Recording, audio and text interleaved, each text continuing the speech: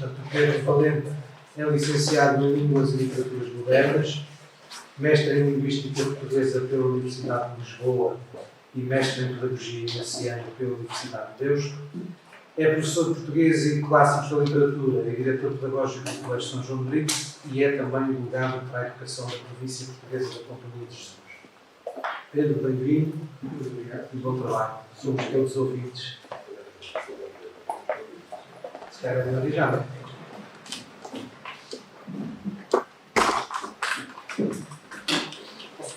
Sim, sim.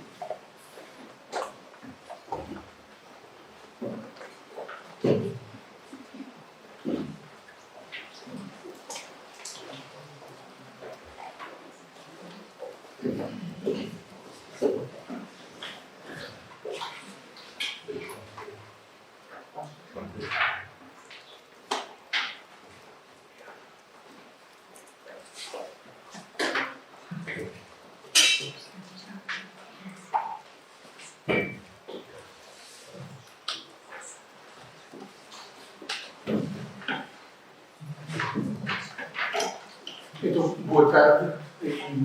Começava por agradecer à APEC, ao Jorge e ao Vitor este convite para partilhar aqui uma reflexão sobre a digitalização do ensino.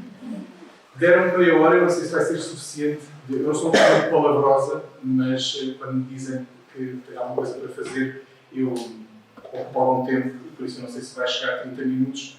Espero que não passá-los demasiado. O que vão ouvir é intenso, no sentido em que vou dar muita informação, mas também, quando o Jorge me convidou, não foi propriamente para encher chouriços, por isso também não sou muito bom a fazer isso.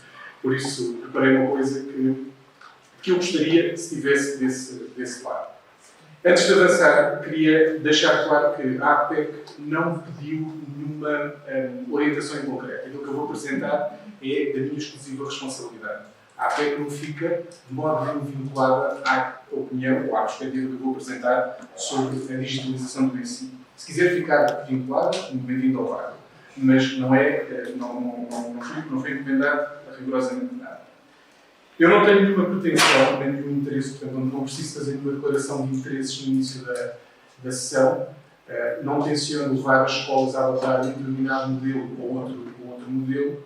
O objetivo fundamental é partilhar alguns dados sobre a digitalização do ensino, partilhar a minha perspectiva e definir-se como objetivo que, quando chegássemos ao final da Assembleia Geral, pudessem dizer que valeu a pena vir ouvir o Pedro Valente, que está, obviamente, na Assembleia Geral, mas quando saíssem daquela porta, que levassem claro que aquilo que nós estivemos aqui a falar durante este bocadinho não foi propriamente um entendimento da digitalização do ensino como mais uma inovação pedagógica, que não é, e também que nós estivéssemos a achar, ou que não achássemos que proibir telemóveis nas escolas é apenas uma forma de os nossos alunos não verem pornografia ou videojogos durante os intervalos. Aquilo que nós estamos a falar é mais do que isso, é mais do que uma inovação pedagógica ou é mais do que proibi-los de ver coisas que não devem ver. Bom, quando falo sobre este assunto, e não falo muito sobre este assunto, mas quando falo, conto uma história sobre iscas de porco, mesmo, para enquadrar aquilo que vou dizer. O episódio conta-se em um minutinho e serve para fazer uma série de avisos sobre o que aí vem. Um dia estava com um grupo de amigos a almoçar num restaurante muito conhecido na margem sul, em Lisboa, que serve umas iscas de porco estupendas. E estávamos a almoçar e há um dos comensais que diz: estas iscas são tão boas que só podem fazer mal. E tirou o smartphone e começa a pesquisar sobre malefícios das iscas de porco. E sai um rol de informações, ele começa a ler aquelas informações e nós ficámos com a percepção, ou com a sensação de que vinha aí o apocalipse para quem gosta de comer iscas e ficámos sem vontade de comer. E há outra pessoa na mesa que diz: pesquisa agora benefícios das iscas de porco.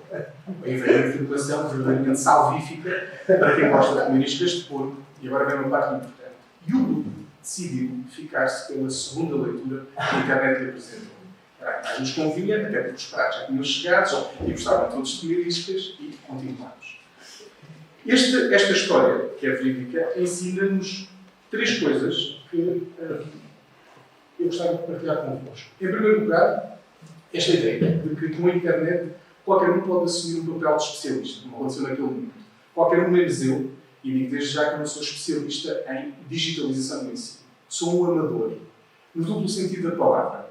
Sou amador porque é um tema que eu gosto bastante, é verdade, mas sou um amador também porque a investigação que eu fiz sobre esta matéria não é uma investigação sistemática, por exemplo, que nós fazemos quando queremos fazer uma tese de mestrado ou doutoramento. É uma investigação altamente parcial. Aquilo que eu vou falar são textos, ou foram baseados em documentos e textos que existem, que são baseados, por sua vez, em estudos altamente fidedignos, mas, naturalmente, a escolha dos textos é parcial, porque coincide, no fundo, com a minha perspectiva sobre a digitalização do ensino. No limite, nós podemos dizer que aquilo de que eu vos vou falar é válido porque coincide com a minha convicção pessoal, coincide com a minha experiência empírica, pessoal e profissional, e aproveito também para dizer que coincide com aquilo que me é pedido por uma escola católica. A segunda lição é de que, de acordo com diferentes enquadramentos e contextos, podemos encontrar narrativas igualmente válidas que defendam o contrário daquilo em que acreditamos. E isso é verdade neste episódio das iscas. Se nós tivéssemos naquela mesa algum comensal que sofresse de colesterol, era bom ter-se ficado pela primeira leitura. Pelo contrário, se tivéssemos alguém que sofresse de insuficiência de ferro, era bom ter-se ficado pela segunda leitura. E isto é válido para as iscas, como é válido também para a digitalização do ensino. E porquê? Porque nesta matéria não há boas decisões nem más decisões. O que há é decisões adequadas a determinados contextos. E é isso que é realmente importante, é que a reflexão que nós façamos sobre a digitalização do ensino seja adequada ao contexto em que estamos inseridos. Dito isto, já saberão que, enfim, até pelo título, eu sou um bocadinho, digamos, contra a digitalização do ensino. Sei que podemos pôr as coisas dessa maneira simplista. Sei que há escolas católicas que já avançaram e deram passos largos no âmbito da digitalização do ensino, com mais digitais, com a iPad nas mãos dos alunos, o computador na mão dos alunos. E eu não que ninguém se sinta, por amor de Deus, criticar por tê-lo feito, desde que isso tenha sido feito de forma ponderada, então é uma questão de bom caminho e, graças a Deus, será seguramente uma boa decisão. O nosso governo, por exemplo, não concorda comigo, porque incentiva as escolas a terem ainda mais digitais e a terem também a desmaterializar as provas de avaliação. Mas eu gostava de deixar isto claro. Não estarei aqui para atacar o que quer que seja, estou simplesmente para partilhar informações sobre a digitalização do ensino e não propriamente para dizer que está uma decisão mal tomada ou bem tomada. A terceira e última lição que podemos tirar daqui é esta de que a imediatez dos smartphones amplificará as boas e as más consequências do mundo digital. O que é que eu quero dizer com isto? Naquele episódio, todos nós tínhamos um smartphone com ligação à internet e isso permitiu uma imediatez que há uns anos não seria possível. E a presença de smartphones nas nossas mãos, ou nas mãos dos nossos alunos, amplifica o que de bom eles podem ter, mas também amplifica o que de mal eles podem ter. E esta reflexão é particularmente útil para o final desta partida. Mas eu vou aproveitar esta parte sobre os smartphones e, claro, alguém se poderá estar a perguntar, mas o que é que os smartphones têm a ver com a digitalização do ensino? Eu julgo que tem tudo a ver com a digitalização do ensino, mas já vou ser claro. Mas aproveito para partilhar convosco dados sobre o tempo médio de ecrãs recreativos por dia, que não em Portugal, mas nos Estados Unidos, os alunos passam ou ocupam por dia. O que tem aqui são resultados de 3 anos diferentes, em 2015, 2019 e 2021. A coluna laranja é relativa ao uso de ecrãs recreativos por dia, em média, para crianças dos 8 aos 12 anos, e a coluna azul é para adolescentes, para jovens dos 13 aos 18 anos. Eu não tenho dados sobre Portugal, acredito que não sejam exatamente estes que aqui estão, mas andarão próximos destes dados. Reparem que a tendência é crescente, coloquei os 3 anos, porque me interessa partilhar esta ideia de que o uso é crescente, mas eu pedia-vos que nos focássemos ali em 2021 e reparem que crianças dos 13 aos 18 anos passam, em média, com ecrãs recreativos, ou seja, estou a excluir daqui tudo o que é uso para a escola, propriamente, 8 horas e 40 minutos. Ora, porquê que isto é importante como dado para a reflexão? Aquilo que eu, por vezes, vou sentindo quando falo com diretores e pessoas que estão envolvidas em processo de digitalização do ensino, é que nós tentamos a experiência de que a vida dos nossos alunos não acaba quando saem da escola. E quando nós estamos a pôr nas mãos dos nossos alunos iPads ou portáteis ou outra coisa qualquer para eles poderem ter acesso a manuais digitais durante o período letivo, isto tem um efeito cumulativo àquilo que eles fazem depois quando chegam a casa ou durante os intervalos. E por isso, quando uma escola avança para este modelo, é importante falar com os pais, porque não serão apenas 4 horas e meia ou 5 horas que eles estão no colégio ou na escola em que eles utilizarão os ecrãs. Garanto-vos que eles utilizarão ecrãs recreativos quando saírem da escola. Este é o primeiro dado. O segundo dado, eu acredito que entre uma coisa e a outra há uma relação. Ou seja, eu acredito que utilizar dispositivos digitais na escola poderá promover o maior uso de dispositivos digitais em casa e o uso de dispositivos digitais para efeitos recreativos fora da escola influenciará o uso dos dispositivos digitais durante o tempo da escola. Eu não tenho dados sobre isto, mas lembro-me de que quando visitei um colégio da Companhia de Jesus em Espanha, de Alicante, que avançou para a digitalização do ensino de uma forma assim mais intensiva, os alunos, quando estão na escola, utilizam os seus computadores para fins escolares, mas utilizam-nos também para fins recreativos, videojogos, redes sociais e outros fins, mesmo que a escola tenha imposto restrições do ponto de vista do acesso à rede.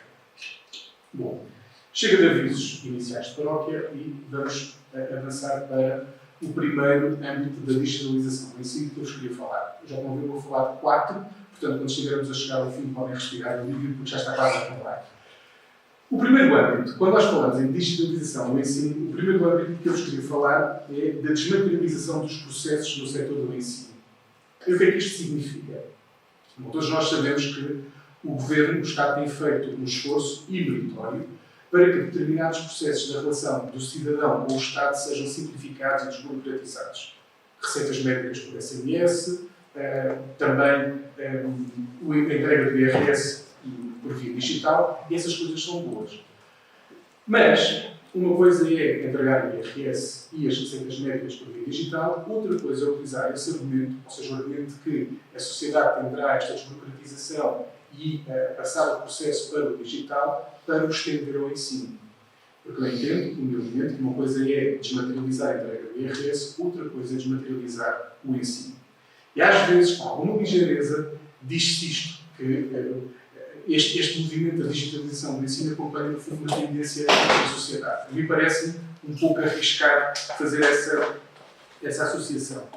Mas é frequente, digo, ouvir-se este argumento de que a digitalização do ensino é feita com base no virtual e é feita com base na nuvem. E nós ficamos assim um bocadinho com a ideia de que a internet e este mundo digital é um bocadinho como um oceano incorpóreo. Não é. A internet existem grandes servidores que estão ligados entre si, entre gigantescos cabos de internet, sobretudo subterrâneos, e provoca poluição, ao contrário do que por vezes nos querem fazer crer. Eu tinha muitos dados para apresentar sobre a poluição, retenho apenas este. Com a obsolescência programada de dispositivos digitais, estes que nós usamos, e também com a ânsia de algumas pessoas de substituírem recorrentemente os seus dispositivos digitais, nós produzimos por ano 50 milhões de lixo eletrónico. E desses 50 milhões de lixo eletrónico, só 20% é que são recicláveis. Esta situação é tão grave que um relatório recente da Unesco, que é fresquinha do ano passado, aponta este problema nas suas conclusões. Dizendo isto, compra-se tecnologia muitas vezes para tapar um buraco, e tapar um buraco muitas vezes é tapar a ausência do professor, sem olhar para os custos de longo prazo para o planeta. Uma estimativa das emissões de CO2 que podiam ser evitadas ao aumentar em apenas um ano a vida útil de todos os computadores portáteis na União Europeia, apontou que essa medida seria equivalente a tirar quase 1 milhão de carros de circulação. Havia muito mais a dizer sobre isto, mas não temos tempo. Segundo âmbito, a tecnologia digital como objeto de ensino. E aqui, no fundo, aquilo que estamos a falar é importante, o argumento será mais ou menos isto, é importante digitalizar o ensino, porque será isso que corresponde, por um lado, à expectativa dos nativos digitais, que é uma expressão que toda a gente conhece, e também porque são as competências que os alunos precisarão para o futuro. Bom, nativos digitais significa que estas crianças que estão neste momento na escola, que estão a chegar à escola, nasceram num período em que a digitalização dos processos estava generalizada. Por oposição à minha geração, e à geração creio que quase toda a gente que está nesta sala, somos uma espécie de nativos analógicos. Mas os nativos digitais, e é importante dizer isto, é verdade que eles são digitais, mas quando nós pegamos nesse conceito para o transportar para a escola e dizer que é necessário que eles trabalhem com iPads porque não sabem trabalhar de outra maneira, é uma falácia. E é porquê? Porque os nativos digitais só são nativos digitais se pusermos ecrãs à frente. Se não o fizermos, eles são nativos humanos como qualquer um dos outros, ou nativos analógicos, se quisermos. Isto é uma espécie de profecia autocumprida. Se nós temos esta expectativa de que eles cheguem com esta necessidade e reforçamos com o iPad, claro que é evidente que eles se darão bem com a escola. Eles, os alunos. Portanto, existem os nativos digitais, evidentemente, mas a mim não me parece que as crianças procurem isso, ou seja, necessitem disso. Ou seja, não parece que nós tenhamos de optar na escola para corresponder a isso. E porquê? Porque na cultura em que nós vivemos, tecnológica, estes instrumentos são todos feitos para nos facilitar a vida. Já lá vai o tempo em que nós, para instalarmos uma impressora, tínhamos de andar à procura dos drivers, instalar cabos e etc. Não, hoje em dia, compramos uma impressora, como ao lado do portátil, carregamos num botãozinho e ele faz tudo. Numa cultura plug and play, que é a nossa, não é necessário, de facto, nós formarmos os nossos alunos para aprenderem a trabalhar com equipamentos digitais. O Michel Desbourré, que é um autor que eu vou citar muito, diz isto. Uma conversão tardia para o digital não impedirá a criança, no ápice, de se tornar tão ágil como o mais experiente dos nativos digitais. Qualquer palerma é capaz, em poucos minutos, de dominar essas competências. Este palerma, como aquele palerma que ali está, somos capazes de trabalhar com equipamentos digitais sem que na nossa infância, pelo menos na minha, daquilo eu não sei, mas na minha, ninguém me ensinou a trabalhar com iPad, com computador, com telemóvel. Eu, como disse há pouco, sou filho de uma geração de gente analógica. E não precisei disso. Não precisei porque a tecnologia está construída de modo a que seja user-friendly. Outro motivo relacionado ainda com esta... Deixa-me só dizer a propósito disto que uma conversão tardia para o digital não impede a criança de se tornar ágil, ou seja, não perde nada, mas nós muitas vezes esquecemos daquilo que os economistas chamam o custo de oportunidade. O custo de oportunidade é aquilo que nós perdemos por não seguirmos um determinado caminho. E acredito, as crianças perdem muito do ponto de vista da socialização e da aquisição de competências quando fazem parte da sua infância, ou passam parte significativa da sua infância agarradas a instrumentos digitais. Bom, mas dizia, outro argumento muitas vezes usado é este das competências digitais e o futuro dos empregos. Ou seja, o argumento é que temos de digitalizar o ensino para que, porque é disso que eles vão precisar no futuro em termos de competências digitais. Estou disposto a comprar esse assunto, mas com alguma ponderação. Eu não sei se conhecem, se não conhecem, aconselho vivamente a leitura. O Fórum Económico Mundial publica, mais ou menos 2 em 2 anos, um relatório sobre o futuro dos empregos, The Future of Jobs Report. Esta é a versão de 2023, é fresquinha, tem mais ou menos um ano. E eu gosto muito de ler este relatório, não todo, nunca o leio todo, tem cerca de 500 páginas, mas o leio para aí 25, são aquelas que mais me interessam. E interessa-me fundamentalmente aquela parte onde eles fazem um levantamento estatístico acerca das competências que os grandes proprietários de empresas em economias diversificadas no mundo consideram ser as competências mais importantes. Se de uma forma breve, eles fazem uma pergunta, ou 3 perguntas a estes CEOs das empresas, e as perguntas são: que competências quer ter uma pessoa que se candidata a um emprego nesta empresa? Que competências entende que é necessário, em que é necessário formar os seus atuais trabalhadores? E daqui a 5 anos, competências em que acha que são importantes. Bom, para este assunto não me interessava pôr os três rankings aqui, juntei os 3 e deu origem a este ranking de 9 competências e sublinhei as 2 que estão mais ou menos aproximadas às ditas competências digitais. Com as outras já lá vou, depois já falamos sobre elas mais para frente. Começo pela 7ª, inteligência artificial e análise de dados. Quando nós damos aos nossos alunos um iPad, um portátil, com aplicações, com manuais digitais, enfim, com uma série de aplicações. Nós não estamos a ensiná-los a trabalhar programação e inteligência artificial. Dir-me-ão, sim, mas há escolas profissionais que preparam os alunos para programar, e muito bem, e devem continuar a fazê-lo. Mas isso não é digitalização do ensino, é outra coisa. Análise de dados tem que ver com a utilização de programas para fazer tratamento de análise de dados. Também não fazemos isso com os nossos alunos. A literacia tecnológica, sim, podia ter alguma coisa a ver com esta matéria. Mas quando nós lemos aquilo que os patrões entendem que é a literacia tecnológica, percebemos que a agulha está um pouco desviada daquilo que é importante. Porque aquilo que os patrões pretendem com esta literacia tecnológica é saber usar equipamentos, software de produtividade. Refiro-me Word, Excel, PowerPoint, e-mail e outras aplicações que facilitam a nossa vida. Não estou propriamente a falar de aplicações user-friendly, ou gamificação, ou utilizar marketing, que são coisas relativamente simples.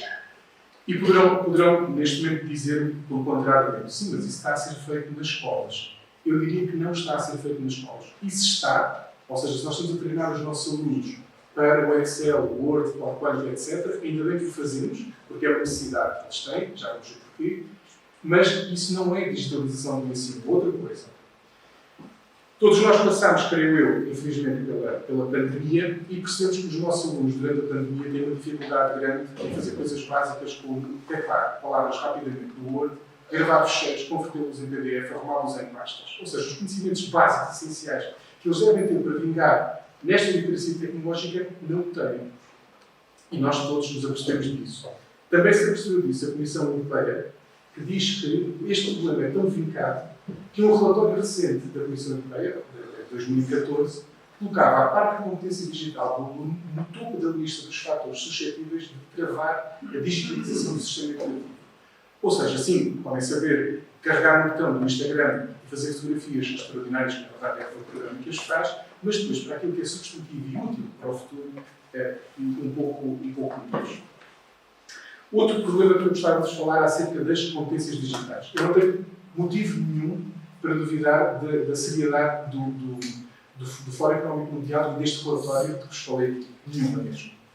Mas tenho muitas dúvidas quando me aparecem grandes empresas tecnológicas, e todos saberão quais, a dizer-me que os meus alunos devem dominar esta competência e esta competência. Pois, competências definidas pelas empresas que vendem os produtos para as desenvolver têm uma lógica de funcionamento à sociedade do consumo. E por isso, mais do que nós embarcarmos num discurso em que alguém toma decisões por nós relativamente às competências que os nossos alunos devem ter, devemos ser nós a refletir e a ponderar seriamente se de facto os nossos alunos necessitam daquelas competências. Uma vez mais, o relatório da Unesco aponta esse problema. O relatório da Unesco chama-se a tecnologia na educação uma ferramenta ao serviço de quem trata muito destes problemas. Dizem eles, os países começam a definir as habilidades digitais a que querem dar prioridade nos currículos e na avaliação dos seus alunos. Em todo o mundo, 46% dos países incluem nos seus currículos habilidades digitais, mas, frequentemente, essas habilidades são determinadas por atores não estatais, principalmente comerciais. Já de certeza aconteceu a todos aqui irem a convenções sobre digitalização do ensino, ou a congressos sobre inovação pedagógica, que apresentam um digital com todas as suas virtudes. Bem, tem muitas, evidentemente, não quero estar aqui a demonizar o digital, mas são financiadas pela Samsung, são financiadas por Microsoft, são financiadas pela Google e por outras empresas. A mim já me aconteceu receber um e-mail que tinha como assunto isto. Quer ser um professor inovador? Eu pago, como é evidente. E então segui o e-mail e ia dar uma aplicação da Microsoft, e isto, para não perder muito tempo com isto, basicamente funcionava desta maneira. A escola subscrevia serviços da Microsoft e depois era a própria Microsoft, em função dessa subscrição, que dava um selo à escola como escola inovadora e a mim como professor. Um selo também que usava os produtos da Microsoft que me transformava num professor inovador. Se isto faz mal às escolas, eu quero acreditar que não, mas eu creio que é evidente para toda a gente o ciclo que está por trás disto. Como eu disse há pouco, é um funcionamento semelhante à sociedade do capitalismo. Terceiro âmbito, tecnologia digital como instrumento de apoio ao ensino. E provavelmente aqui é onde teremos de lentificar, como diz o Paco, um bocadinho o discurso, porque é aqui que provavelmente nós falamos, sobretudo quando estamos a falar de digitalização do ensino. E como estamos numa comunidade de aprendizagem, vou ensinar um pouco isso ao padre e dizer-lhes o que é a aprendizagem. Esta parte podem dormir mais um bocadinho, depois eu falo-vos daqui a pouco. Mas eu vou demorar pouco tempo. Aquilo que me interessa para o meu argumento, e eu sou tipo o padre António Vieira, porque só digo o que me interessa, aquilo que me interessa para o meu argumento é que retenham esta ideia. Para aprender, é necessário que exista uma interação entre estes três processos mentais que não são inteiramente distintos entre si. Atenção, memória e reflexão. Sem haver esta interação entre estes três elementos, estes três dispositivos mentais, digamos assim, não há aprendizagem. Ou pode haver uma aprendizagem um pouco mais simples. Volto a dizer, atenção, memória e reflexão. Digo já, para tirar a surpresa do fim, é meu entendimento que a utilização de dispositivos digitais como forma predominante de aceder à informação, ou quando nós utilizamos os dispositivos digitais como elemento predominante, ou seja, de forma intensiva na escola ou em casa, eles predominam cada uma destas três dimensões, de uma forma muito evidente. Antes de chegarmos a essa parte, avanço um bocadinho, não vou dar uma lição sobre como funciona a memória, mas gostaria de lançar estes termos para poder depois avançar. Como é que funciona a memória? E sim, a memória é fundamental para a aprendizagem. Há um estímulo que é codificado para a nossa memória de trabalho e esta memória de trabalho depois armazena na memória a longo prazo. De uma forma muito simples, é isto que acontece. Quando precisamos de relembrar alguma coisa, procedemos a uma evocação, ou seja, vamos buscar alguma coisa que está associada à nossa memória a longo prazo para a pôr ao serviço na memória de trabalho. Eu creio que estes termos são claros para toda a gente, estou a falar para especialistas, e saberão mais do que isto seguramente, mas a memória de trabalho é, no fundo, a memória que nós estamos a usar neste momento. Ou seja, são os conhecimentos que eu tenho na minha cabeça neste momento, ativamente. Se quiserem, quando nós perguntamos a alguém o que é que estás a pensar, estamos a perguntar o que é que tu tens na tua memória de trabalho neste momento. Codificação, armazenamento e evocação, mais para a frente vou falar da evocação como um elemento importante. Para agora, interessa-me isto. Quando nós estamos em contato com um estímulo, é necessário estarmos atentos. Parece uma coisa evidente, mas não é sempre evidente por vezes quanto isso. Mas é muito importante, no momento em que esse estímulo chega à memória de trabalho, a nossa memória de trabalho não esteja sobrecarregada. Ou seja, não esteja dispersa por várias coisas. Por isso é que os professores dizem, e muito bem para aqueles que sabem da matéria, que muitos dos problemas que às vezes os alunos apresentam nos momentos da avaliação prendem-se com o facto de eles não estarem atentos nas aulas. Não estarem atentos nas aulas não é apenas um problema de comportamento. É um problema de facto de atenção. Se eles preenchem a sua memória de trabalho com outras coisas e adicionam carga cognitiva irrelevante ao momento da aprendizagem, então estão a criar um problema, porque eles têm pouca memória de trabalho disponível. E há estudos que mostram que, quanto mais disponível nós tivermos a nossa memória de trabalho, mais facilmente se processa a aprendizagem. Portanto, atenção, atenção. É necessária a reflexão para que a memória a curto prazo vá armazenar as coisas à memória a longo prazo. Porque, de facto, aquilo que é a memória ativa, desculpa, a aprendizagem ativa, como eu digo ali em cima, não é como às vezes nos dizem pôr os vidros no laboratório a mexer em vidrinhos.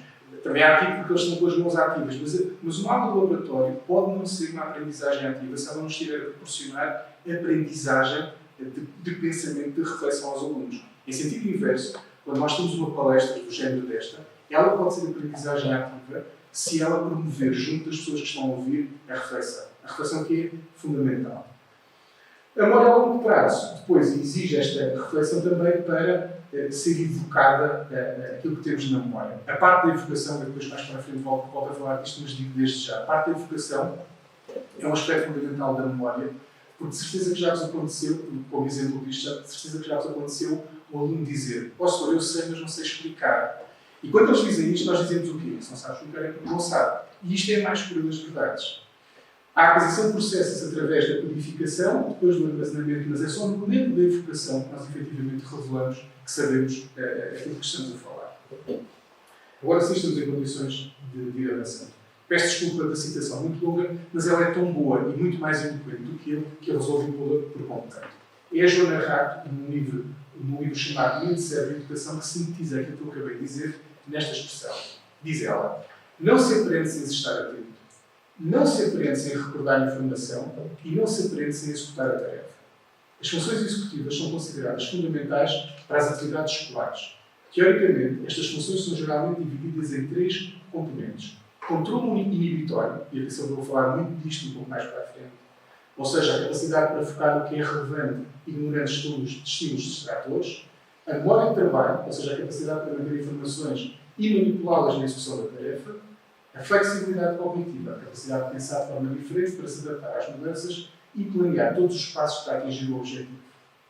Outro fator que tem determinado a progressão das capacidades cognitivas e da aprendizagem é o conhecimento prévio. Portanto, controle inibitório, atenção, a memória de trabalho e o conhecimento prévio, memória, flexibilidade cognitiva, reflexão.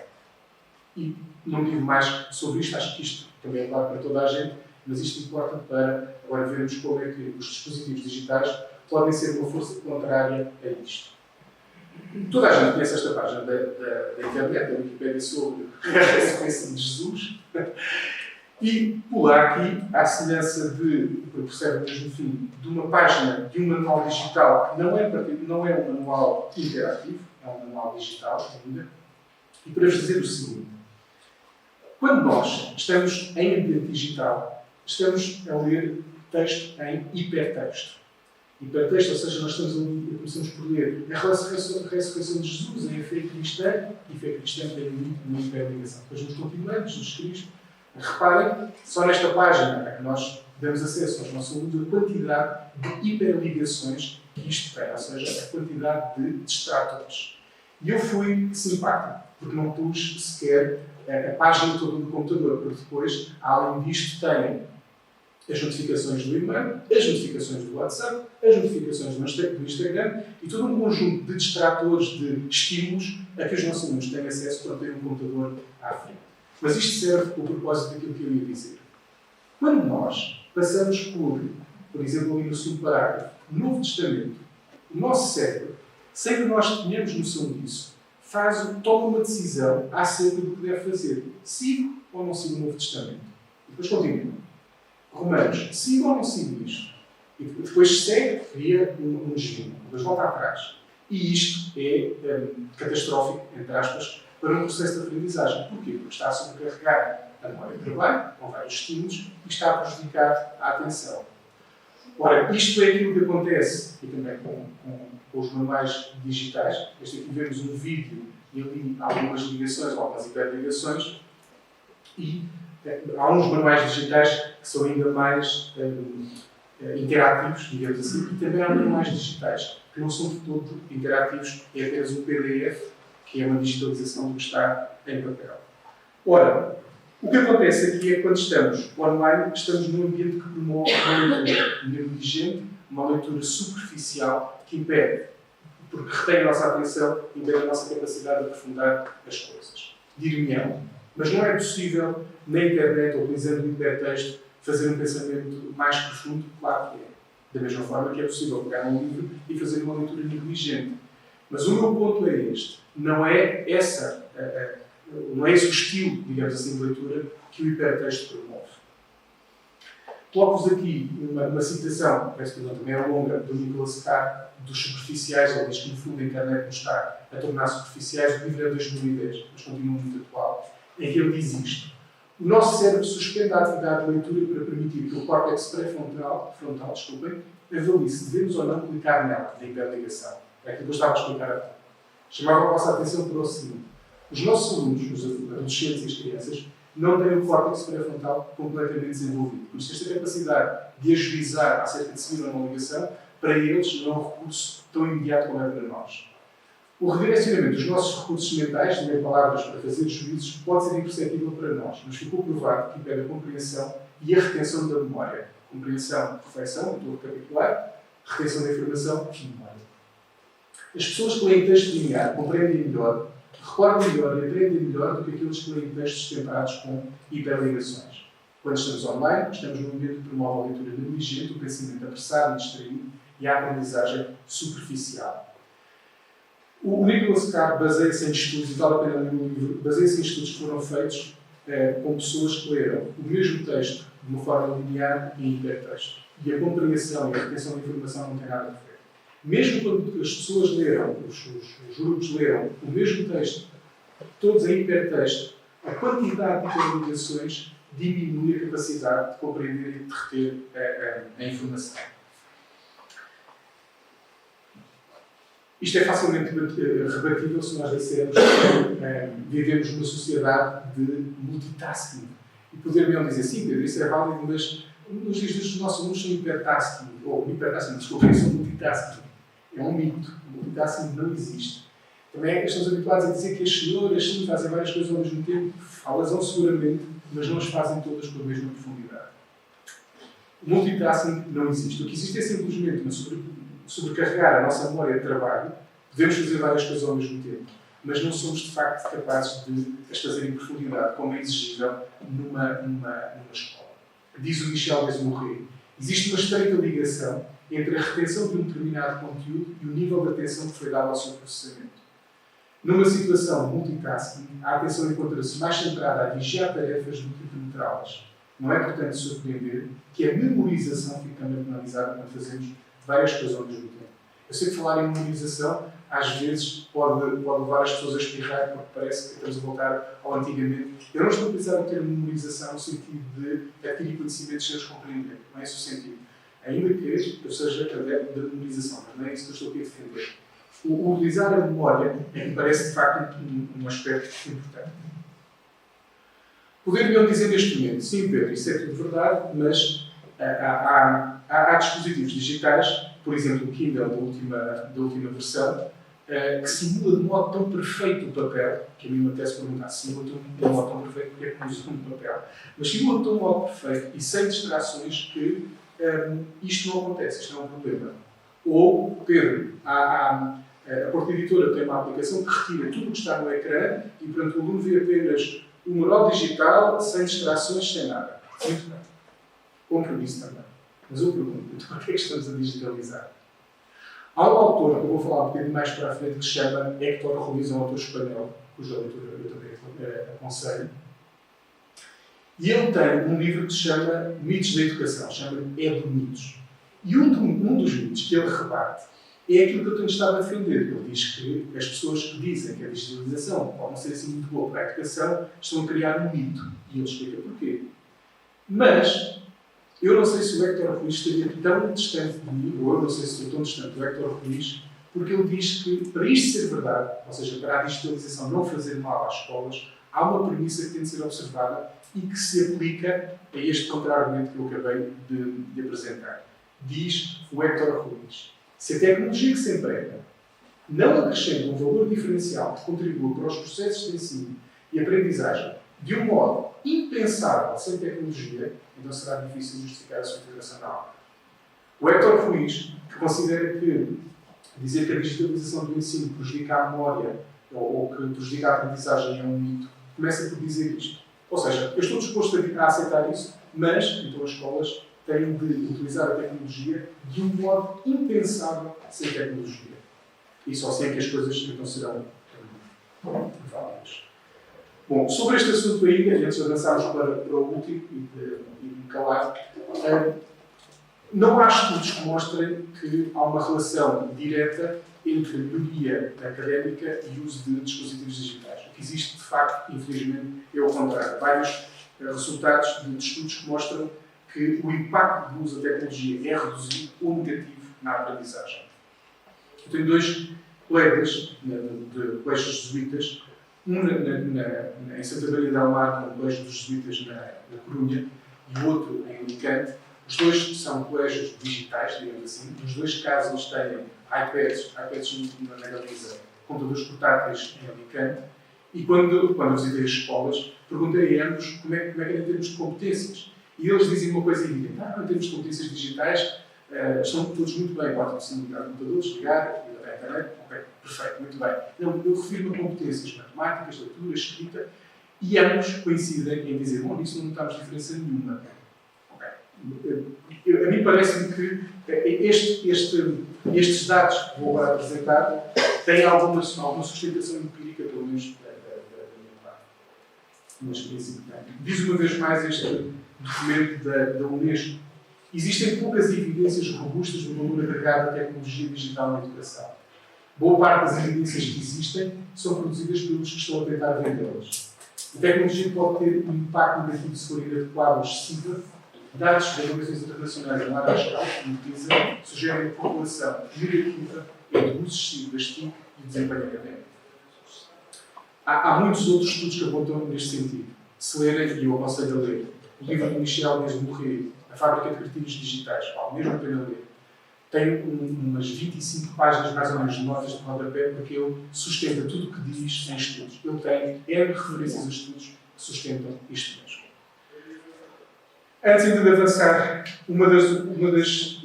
podem dizer duas coisas só sobre esta matéria. Uma das coisas que muitas vezes ouvimos também é o mito da motivação. Ou seja, os alunos estão mais motivados porque têm um iPad nas mãos para ler um livro de predição ou para calcular derivadas na matemática.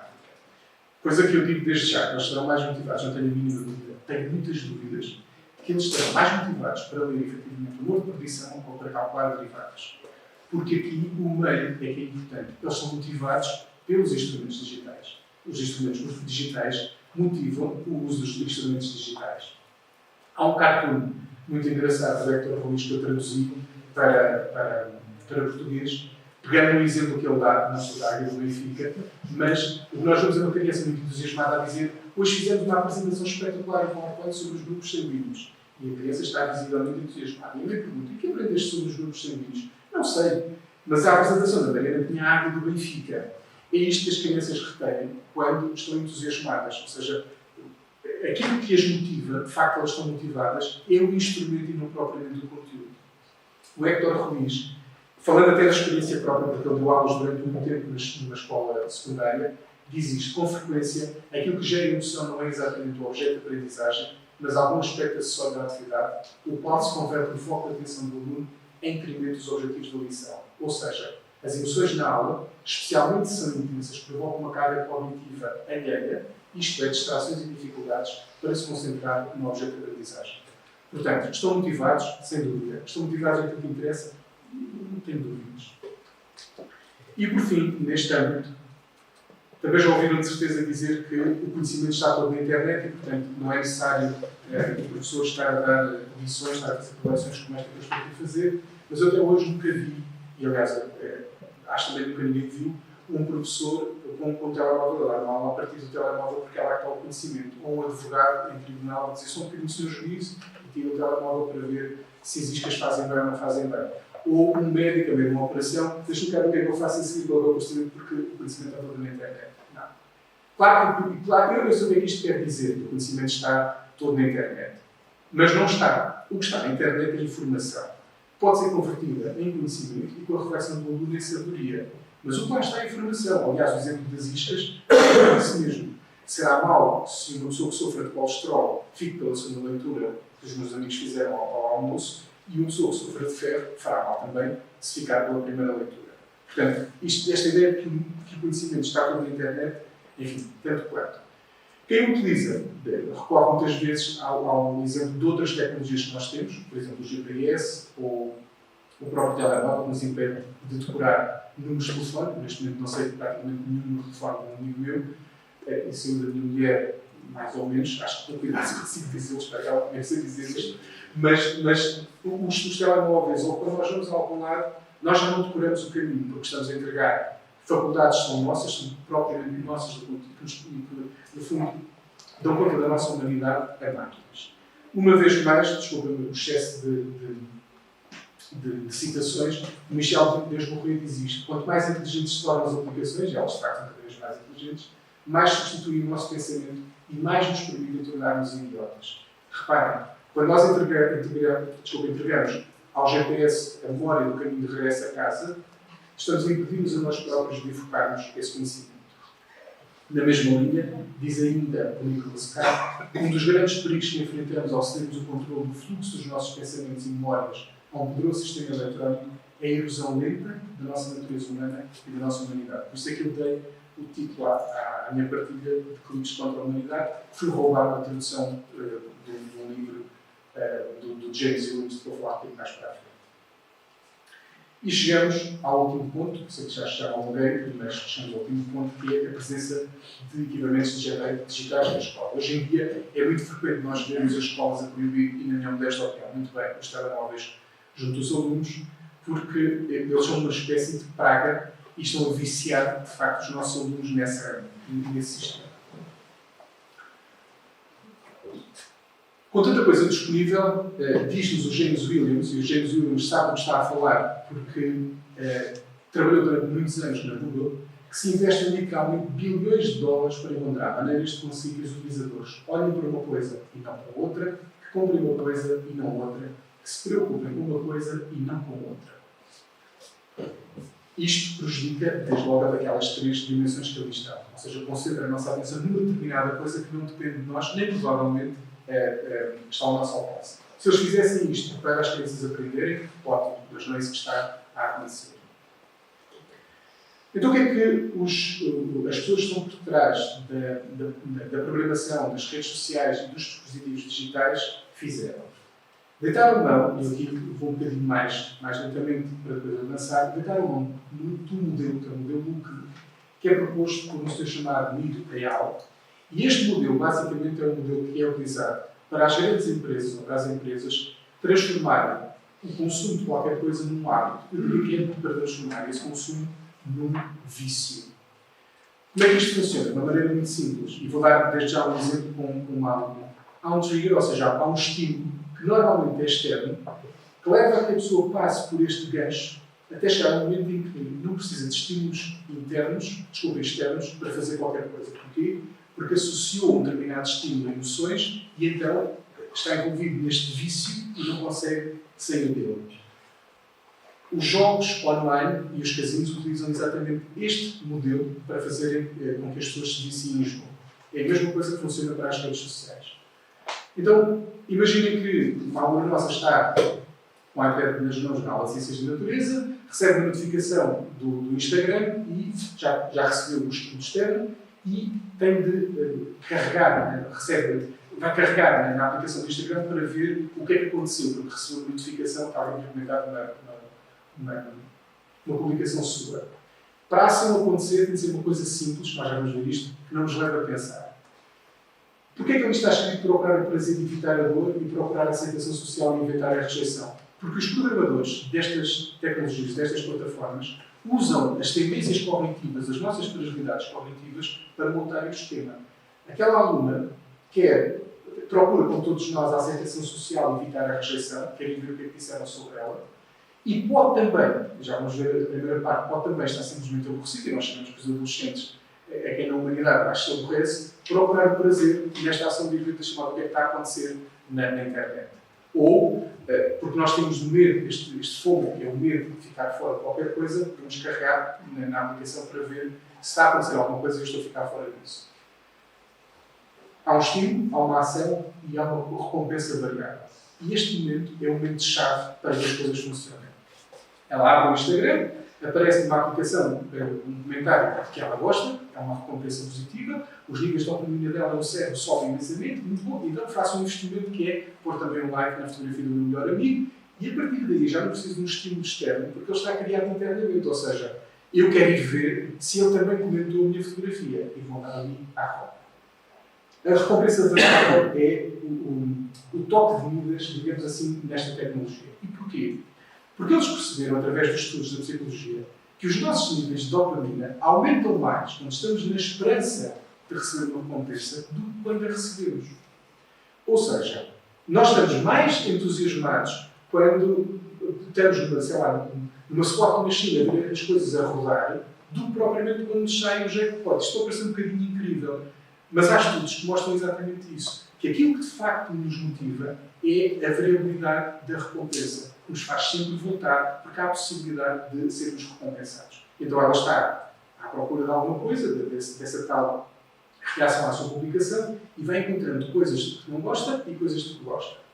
E faz um investimento. O investimento não é necessariamente comprar alguma coisa. A nossa atenção vale dinheiro. Se nós estamos atentos a publicações ou se carregamos em likes, etc., isto é convertível em dinheiro, isto é monetizável. Fazemos um investimento. O que é que acontece quando fazemos um investimento? É o efeito de dotação. Se nós entregamos qualquer coisa de nós a um produto, esse produto para nós torna-se mais valioso. E, portanto, não precisamos de sistemas para o usar. 2 ou 3 comentários sobre isto para terminar. As pessoas com menos força de vontade e mais vulnerabilidade à manipulação são as crianças e os adolescentes, cujo córtex frontal está ainda pouco desenvolvido. Ou seja, se há ali uma fase fundamental no mecanismo do UD, em que nós temos por um bocadinho de travão na nossa impulsividade para não carregar imediatamente na ação e para não fazer investimento, as crianças e adolescentes não têm este dispositivo disponível. Nós talvez o tenhamos, eles não têm. E, portanto, quando falamos de crianças e adolescentes, é mais grave estarem sujeitos a este mecanismo. Segunda preocupação. Na ação, reparem naquilo que o IDEAL diz sobre a ação. Para que se inicie a ação, fazer tem de ser mais fácil do que pensar. Eu nem sei como é que alguém escreve isto desta forma, mas está escrito no livro. Lembre-se disto, o hábito é um comportamento feito com pouco ou nenhum pensamento consciente. Quanto mais esforço, seja ele físico ou mental, for preciso para realizar a ação desejada, menos provável será que ela ocorra. Ou seja, ao fazê-lo, e atenção que este mecanismo também é usado em processos de gamificação da educação e noutras plataformas semelhantes para criar esse hábito, o que nós estamos a treinar é a ausência de esforço no momento da ação. Reparem, tem de ser mais fácil fazer do que pensar. O que nós queremos é que eles não pensem.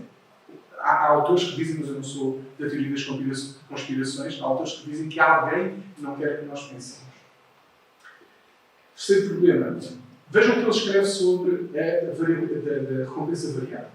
A introdução da variabilidade cria um estado focado, o qual desativa as áreas do cérebro associadas ao julgamento e à razão, que os adolescentes já por si as têm pouco ativadas, e ativa ao mesmo tempo as partes ligadas à necessidade do desejo. Isto é uma roda perfeita para os envolver. Por isso é que eu admiro que nós, de vez em quando, pegamos o telemóvel e motivei isto. Portanto, estamos a treinar a impulsividade com a recompensa variável.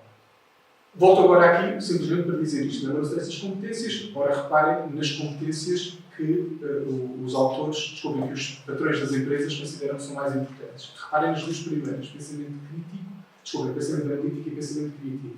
E depois, resiliência, flexibilidade, motivação e autoconhecimento, empatia, escuta ativa. Se eles consideram que elas são as mais importantes, é porque neste momento estão a chegar às empresas pessoas que nos dominam. E isto é o mais valioso, digamos assim. Claro que agora, relacionando isto com aquilo que acabamos de ver, percebe-se porque é que o pensamento analítico e o pensamento criativo têm tanta importância para os empregadores. Isto tem impacto também na construção da vontade. Não vou demorar muito tempo aqui, mas isto interessa para falar da humanidade. A construção da vontade, diz o José António Marina, diz o seguinte: chamamos vontade à faculdade que nos permite o comportamento livre. Mas o comportamento livre a sério, que é o comportamento livre que nós ensinamos nas escolas católicas. Não é a liberdade que se confunde com a anarquia. É a liberdade efetivamente. Diz ele, não é uma faculdade inata, mas sim um conjunto de 4 competências aprendidas. A primeira de todas, inibir o estímulo. Segunda, deliberar, analisar outras hipóteses, procurar alternativas face a um problema. Terceiro, tomar decisões, compreender que não se pode ter tudo. Quarto, suportar o esforço e adiar a recompensa. E disto, ter um impulso é o primeiro passo na construção da vontade.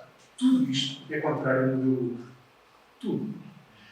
Ora, se nós não estamos a treinar os nossos alunos para criarem dentro deles esta tenacidade de resistir ao estímulo, e reparem, volto um bocadinho atrás para vos dizer que a Joana Hart dizia a mesma coisa sobre a aprendizagem. Se nós estamos a treiná-los para serem mais impulsivos, nós estamos a permitir que eles inibam o impulso para terem acesso à aprendizagem, nem tão pouco inibam o impulso para terem acesso a uma construção de uma vontade.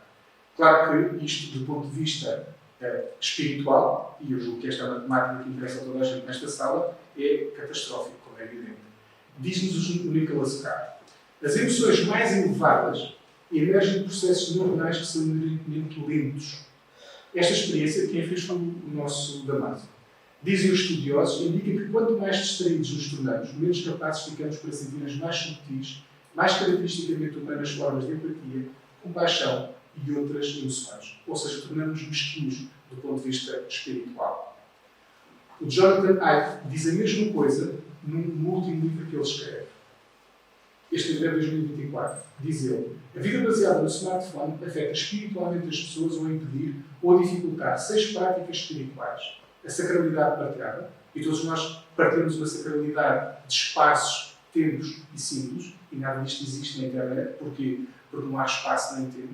Nós temos uma vida muito organizada, Natal, Páscoa, temos os tempos certos, e isso é aquilo que faz parte da nossa sacralidade partilhada. Está a ser destruído, entre aspas, por esta vivência. A corporeidade, que não sei se notam isso nas vossas escolas, mas os alunos têm cada vez mais dificuldade de, por exemplo, ir a uma loja comprar roupa, preferem comprar tudo online para evitar o contacto. E nós vivemos dessa corporeidade, do abraço da paz na missa, vivemos dos cânticos na missa, por exemplo. Aqui é tudo silêncio e consideração, vamos estar a alongar muito nisto. A transcendência do eu, porque nós achamos que as redes sociais são sociais porque permitem a socialização, elas na verdade são redes de individualização, porque aquilo que interessa é aquilo que eu publico, no sentido das pessoas, de eu perceber o que é que as pessoas acham de mim. A transcendência, ser lentos a zangar-nos e rápidos a perdoar, sobre isto, basta ler os comentários de uma notícia qualquer e vão ver como nós somos muito rápidos a zangar, mas muito lentos a perdoar, e descobrir o assombro reverencial da natureza, outra coisa que nós hoje em dia não. É o contrário, não é? Se é lento a Ser zangar, rápido a zangar-nos e lentos a perdoar. Sim, mas no quadro Mas é- Isto é só descobrir o assombro reverencial, isto é só porque alguém estava atento. Estou a brincar. Descobrir o assombro reverencial da natureza. Se viram imagens do concerto da Taylor Swift, é difícil não terem visto, porque nos jornais naquele dia. Se repararam que mesmo no concerto da Taylor Swift, aquilo que impera sobre as cabeças das pessoas é o telemóvel a tirar fotografias e a gravar vídeos. Nós perdemos esta capacidade do assombro referencial da natureza, da capacidade de contemplação. Está provado também que tirar fotografias não nos permite recordar melhor o momento, permite recordá-lo de uma determinada maneira, mas é a contemplação da natureza que é espiritual que nos permite reter esses momentos connosco para a vida. Estou a terminar. Ansiedade e saúde mental. Eu aqui vou, em 2 minutos, um bocadinho mais lento para que isto fique claro. Num livro escrito em 2018, o Jonathan Haidt e o Lukianoff, chamado The Problem of the American Mind, isto não está traduzido em português, infelizmente, eles não estão a falar deste problema, mas a propósito deste problema dizem isto. Janet Wendt constatou que existem apenas 2 atividades que estão significativamente correlacionadas, eu sublinho aqui, correlacionadas, com a depressão e outras consequências relacionadas com o suicídio. O uso de dispositivos eletrónicos, como o smartphone, tablet ou computador, e ver televisão. Por outro lado, existem 5 atividades que têm uma relação inversa com a depressão. Praticar desporto e outras formas de exercício, frequentar cerimónias religiosas, ler livros e outros textos impressos, interações sociais em pessoa e fazer os trabalhos de casa. O Jonathan Haidt, em sua defesa, é ateu. Por isso, aquilo que ele está escrito sobre frequentar cerimónias religiosas, ele não tem aqui nenhum interesse que não seja o de ser verdadeiro com o impacto disto tem. Isto foi escrito em 2018, numa altura, vale a pena ler o livro porque eles dois são extremamente cuidadosos e dizem que é importante que haja mais estudos para ver se efetivamente há uma correlação ou uma relação. Mas neste momento escrevem isto. Bom, 6 anos depois, em 2024, há pouco tempo, eles publicam ele publica outro livro, apenas o Jonathan Haidt, que se chama, esqueci-me do nome, ele já aparece alguns por aí, em que ele, lamentavelmente, vai confirmar isto com o estabelecimento de relações de causalidade. Ou seja, ele pega, no momento em que apareceu nos Estados Unidos e no mundo, porque ele apresenta dados também da Noruega, da Dinamarca, do Reino Unido, da Austrália e creio que da Alemanha, no momento em que aparece o smartphone, e vocês vão ver os gráficos que eu vou mostrar, uma mancha cinzenta que ali está, e associa o surgimento de forma inequívoca, porque ele afasta todas as outras variáveis, associa o surgimento do smartphone ao aumento das taxas de depressão, um aumento de 135% desde 2010 nas raparigas e um aumento de 161% nos rapazes desde 2010. Eu não vou aqui elencar todos os dados que ele apresenta, mas ele depois mostra que isto não está associado à crise económica que houve, não está associado ao aumento de armas nas mãos das crianças, não está associado aos atentados, não. Está associado a isto. A lista cinzenta mostra isso, o surgimento do smartphone.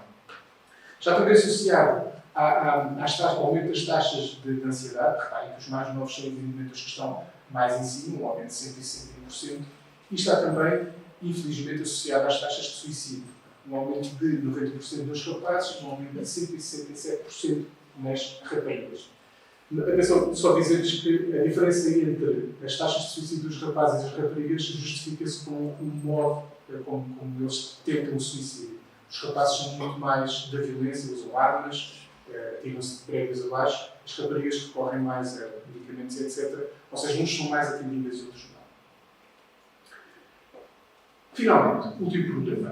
Tudo isto que eu acabo de dizer manifesta-se no dia-a-dia das nossas escolas e aquilo que nós chamamos as necessidades educativas especiais.